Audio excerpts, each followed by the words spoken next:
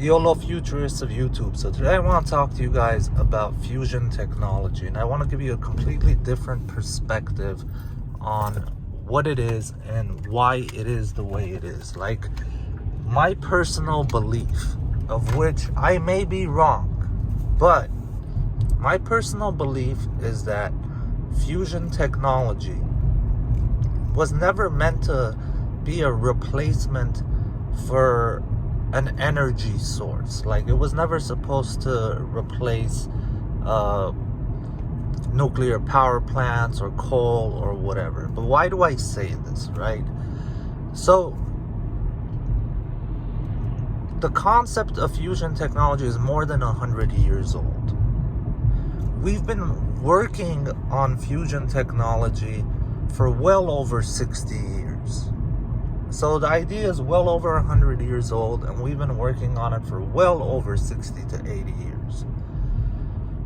And to every single generation, they always say, it's always 5 to 10 years away until, fusion technology it produces more energy than it's consuming. But what I'm trying to tell you guys is, what if it was never meant to do that? What if it was just meant to be a source of fusion? What is fusion? Fusion is when you take certain elements and you combine them with other elements, of which you get a completely different element, right? Complete opposite of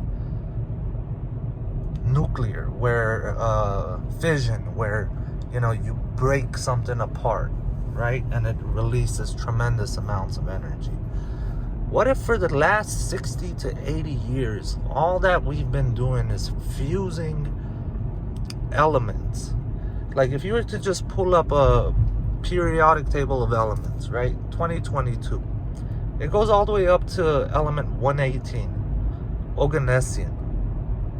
Okay, what if with fusion they've been creating all kinds of other elements, like well beyond element 118? And then you have to also take into consideration that elements have isotopes. Well, what is an isotope? An isotope is basically like an element has different versions of itself, some more stable than others. There are elements with like 10, 15, 20 variations of itself. It's not just like one type of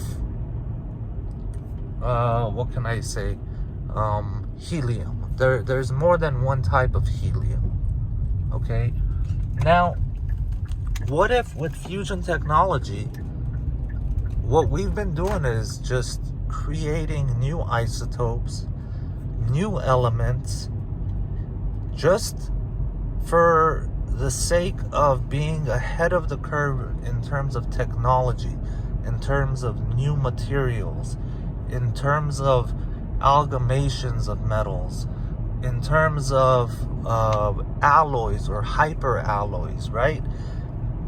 If you, as a nation, if you can create new elements, stable elements, and then implement those, you would be ahead of the world in so many divisions, right? And the end result of doing something like that is that you would then be able to give people of the world the basic information to all elements. Like, there's a lot of information about elements that most people will never know. Even if they go to school and they learn, and like, you might learn of one element and get into that, but you're not really gonna get the full understanding of all the elements. But once we go past all the basics and we kind of master the complexity of the more complex elements, then we can give all the information to the people, because we don't have to worry about them using that against us, because we have something better than what they could essentially use against us. And what do I mean by use against us? So, a very simple concept is that, like Nikola Tesla said, that everything is vibration, frequency, and electromagnetism, right? Now, that means that every single molecule vibrates. Every element vibrates at its own frequency.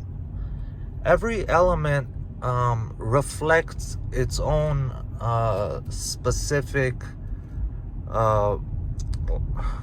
like light reflects on it in a specific way, right?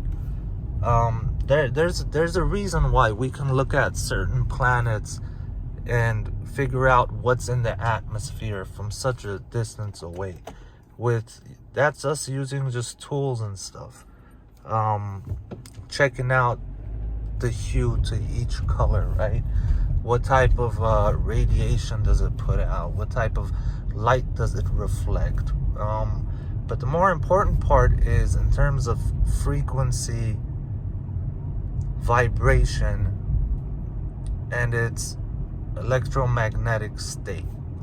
A lot of that is held off from us because that can be essentially used as a weapon, and a very powerful one at that.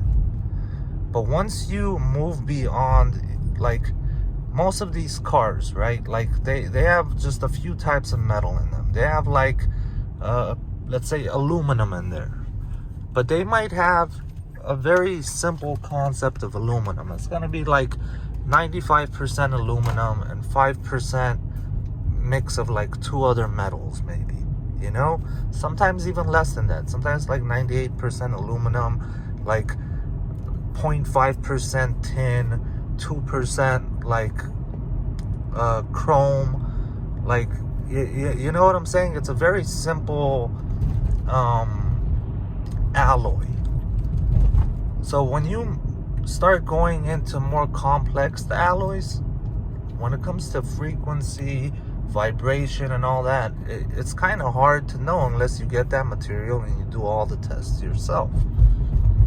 So, in my opinion, fusion reactors have been doing everything they're supposed to be doing. Like, they've been fusing shit for the last like 60 to 80 years, and for some reason they just cannot get fusion to create more power than it's using. Yeah, maybe because we haven't had the incentive. That wasn't the reason. That was maybe the what was put on the poster to kind of divert your attention, to not ask certain questions. That's my opinion. Like all my opinions, you can change my mind with facts. I'm not a person that holds dearly to all my thoughts and opinions. I'm old enough and wise enough to know that things change. Sometimes you don't have all the information. Sometimes something seems a certain way, but it's not that. Sometimes it seems like it's not a certain way, but it really is that. So I'm not one of those people that take it personally. I like facts. And wherever facts are lacking, I like to use logic and reason. So my logic and reason, if we know about something for over 100 years and have been working on it for over 60 to 80 years, my logic tells me apparently it must be doing what it's supposed to be doing. Otherwise, they would have solved that problem already. You know, with all the money they threw at it, all the different types of, you know. Yeah. So, solo, YOLO, bolo, peace, you guys.